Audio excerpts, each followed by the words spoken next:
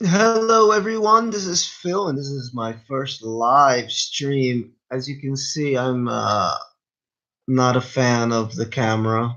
I'm actually very, very attractive, but I just don't want to be shown on camera because it's 2:30 in the morning here in Brazil, and I just finished watching the first episode of season 9 of The Walking Dead, and let me tell you, what a difference a new showrunner makes. Oh my God, this is a whole new show. And I was extremely happy with it. I was held in suspense. I even jumped at one of the scenes, and I loved the characterizations, the writing.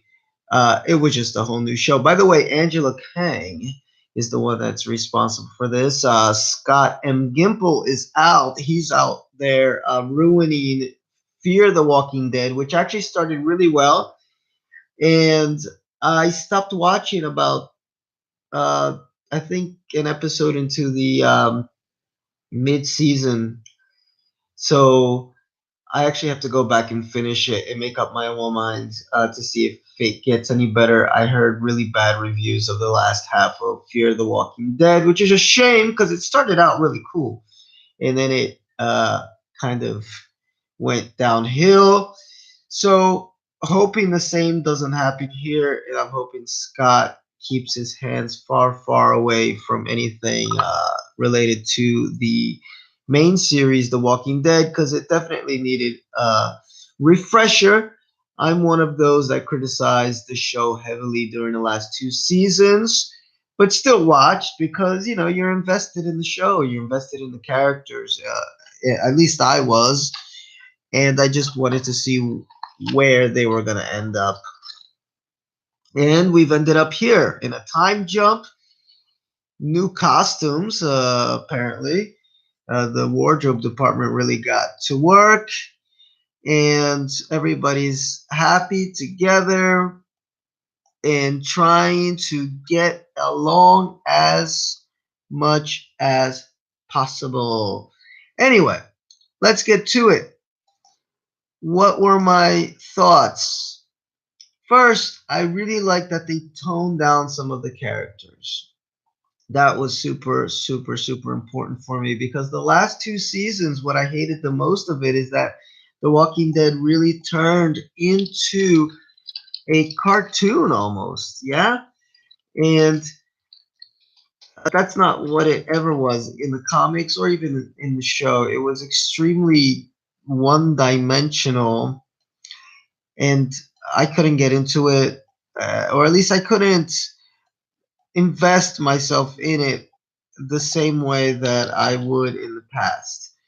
And one of the reasons for this, of course, is their version of Negan. And I know it's hard when you compare the comic book version versus the the television or movie version of anything. There's always going to have to be some changes, but they weren't changes that I felt helped the series. Uh, it became extremely one dimensional and very, very cartoonish. Or he was, especially. So I just got turned off by that. And one of the first things I noticed this episode was how real the characters felt. That sounds very cliche, but that's pretty much how I would put it. They were extremely real. Andrew Lincoln as Rick Grimes, he really felt kind of like he had done his piece. Uh, he felt a little bit more chilled out, which is nice because he had been on paranoid mode for the last two seasons, so that was nice to see. Daryl is Daryl. I mean, there's not much dimension to that character. They try to give him a few lines here and there, but he's just Daryl, and I like the character, so he managed to continue being uh, Daryl, riding his bikes. He had some concerns over being up there at the Saviors holdout. but I'm glad that he managed to talk to Rick about it and see what happens with it. Right? I like the callback that he gave to his brother, that he's only got bad memories with him. And who else here? What else did I like? Oh, Rishon, as they say, that felt authentic for the first time in a very long time. Rishon uh, didn't feel forced. So maybe the fact that they've had, what is it, 3 years of romance on the show, we got to skip all those uncomfortable moments that lead to a really strong relationship, and they just had a really strong relationship. I believed it. It felt, again, real. Jesus also, I mean, he didn't have too many lines, but he didn't come off as some wacky superhero. He was just kind of going along for the ride, so that was nice to see. And who else was a standout that I mentioned? Ezekiel. Again, same thing.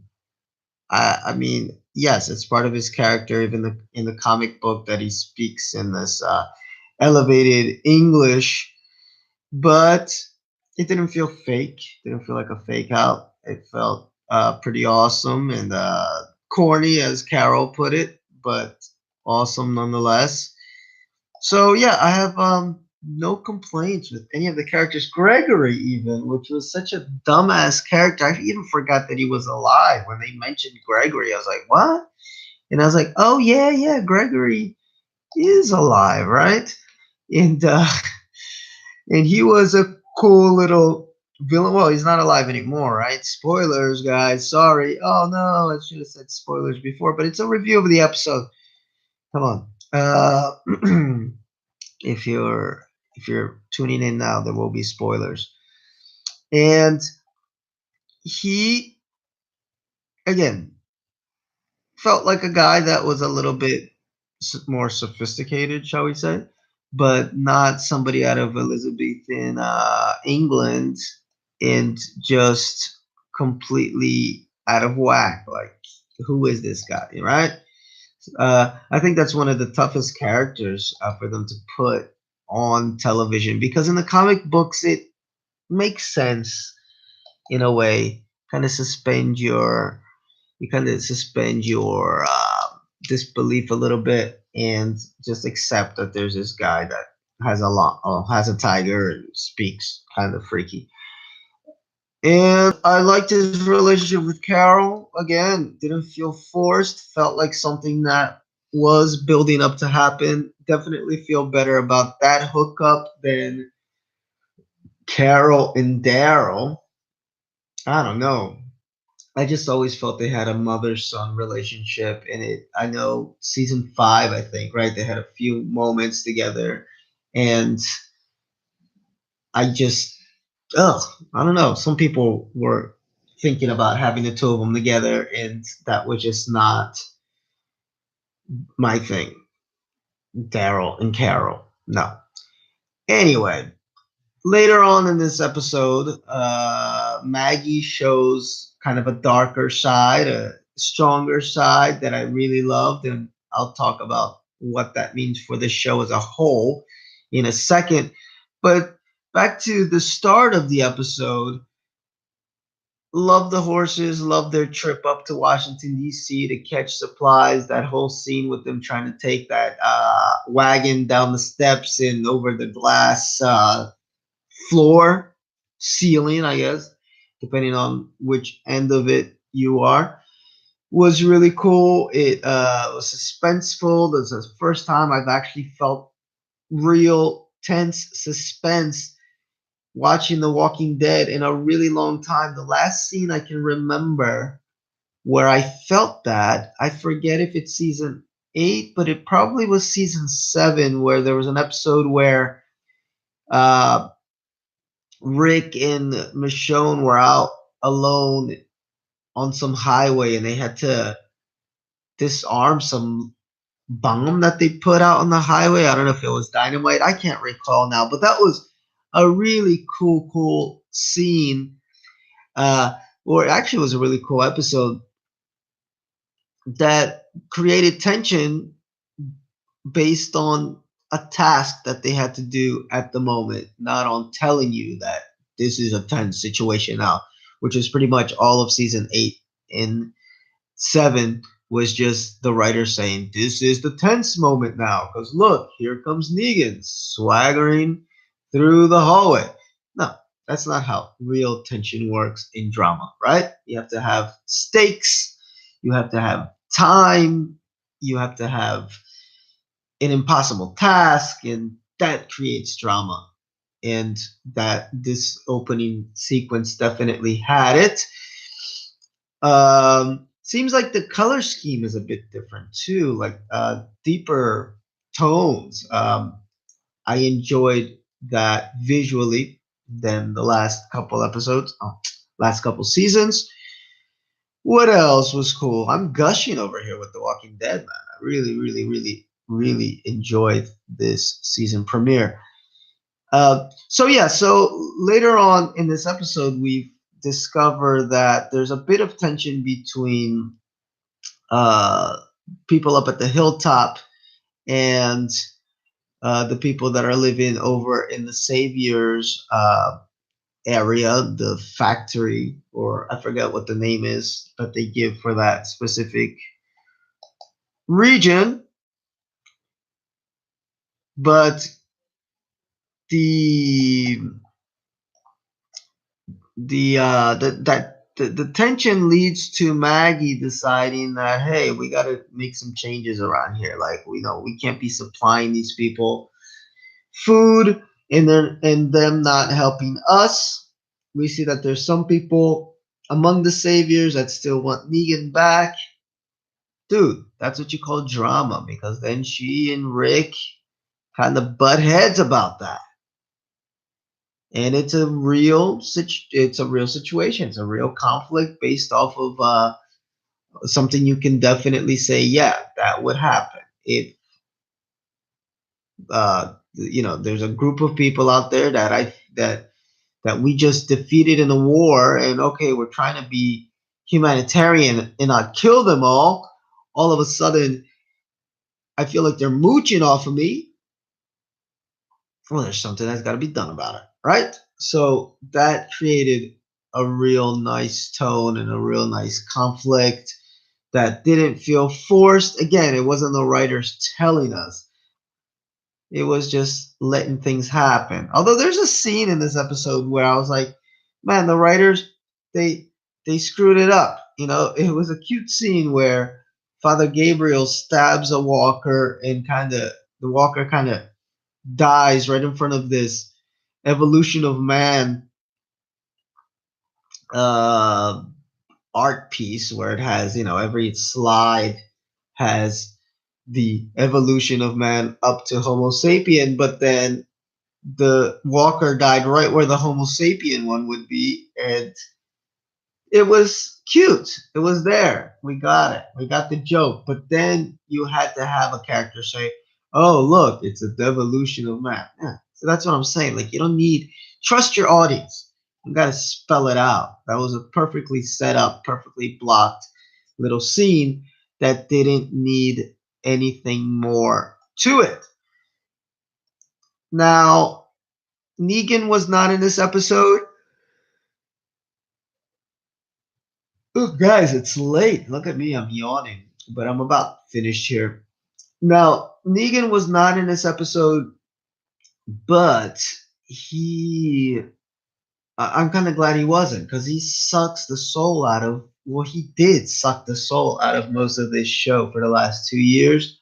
They did tone him down a little bit at the latter end of the last season, which I appreciated. He leaned a little bit less. He talked a little bit more natural, felt a little bit more human, like a real character, or a real person, I should say, which is more like the comic books. Like in the comic books, he's outrageous, but there's something very authentic about him at the same time that I never felt from the show.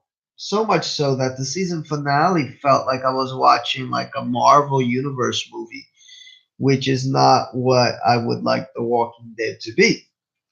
It's not what it had been leading up to Negan showing up. So let's see. I hope that they continue on that trend of toning him down, and if it falls in line with the rest of what this episode did with the characters, I think that that's what we'll get, and I hope so. And no Carl, obviously, but Carl hadn't been in a couple episodes already. But I was interested to see, because he died in last season, but they were like in the middle of something huge, so he didn't really. Um, I can't say like miss him, but okay, they were in the middle of something where we didn't have time to pause and say, okay, what is this show really like without Carl? So here we are, season 9. What is this show really like without Carl? It's fucking great. I was never a big fan of Carl. Glad, well, kind of mean to say that, but okay, I was happy in a very critical way, as in the critique form, that he died. Get out of here, Carl. And uh, and yeah, he just, I don't know, never really interested me. I love him in the comics. In the comics, he turns out to be one of the best characters in the whole freaking thing. But in the show, oh God, I'm tired, but I'm going to bed real soon, guys. It felt like a real, yeah, just there for the tea boppers, make the little girls happy and maybe some little boys, whatever. And but I just couldn't get into the kid. Poor kid, nice actor, but nice kid. Nothing against Chandler Riggs on a personal level, but his character is really badly written for this television show. So I was glad he's out. Glad the show feels more adult, feels more mature. No more kids. Even Enid or Enid, or however you pronounce her name, feel she seems to be a little bit more mature. She looks a little bit older too, so maybe it was just naturally she just grew up a little bit, and it's showing on screen. And that's it, guys. Overall, I give this season premiere. Well, I'm trying to think of other season premieres. Oh, well, there's some great ones, right? Terminus was an awesome one. Uh, yeah, no, there were some really good season premieres before this one, but I'll put this one up there though with some of the better ones from pre-season 6, season 5, or for me, I felt the show started its downhill slope. I don't even remember some of those season premieres. Uh, Thing is this with The Walking Dead, though, I don't think there was any season premiere that I didn't like, at all. Uh, Except for the season premiere for after Negan showed up and everybody's head got busted, and it had like a rake on top of the van for like an hour. That was kind of boring. Okay, but there have been a lot of season premieres that have been really really good. The second episode's been really really good. Third one, and then so who knows? We just have to wait to see if this quality holds up. The Walking Dead sometimes runs out of steam.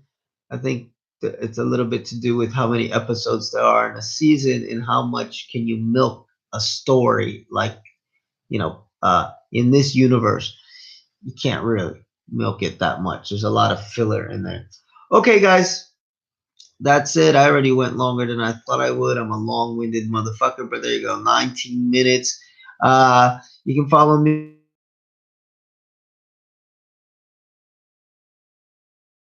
Brazil US .wordpress.com, and follow me all over the place. You can through there, or you can go on Facebook at The Bridge Point. I'm there. I also got another page called The Entertainment Point, and I also review some movies and things of that nature with my buddy Jeremy Wardy. Look for our ranking of the Halloween movies, our ranking of the Predator movies, and I'm making my way through Friday the 13th, so that's going to be our next one. So, till next time, guys, my 20 minutes are up.